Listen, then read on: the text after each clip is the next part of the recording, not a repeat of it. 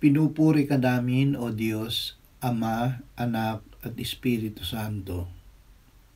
Salamat, Ama, na ibinigay mo sa amin si Jesus na iyong anak, na namatay para sa aming kasalanan, iyong muling binuhay, iniakyat at iniluklok sa iyong kanan sa langit.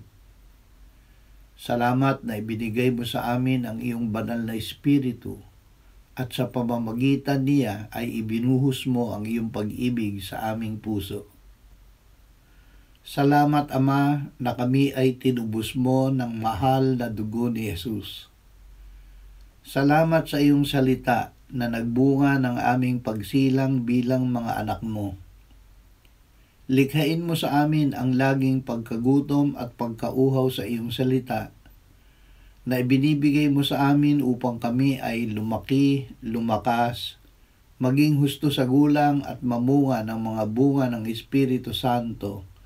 Amen.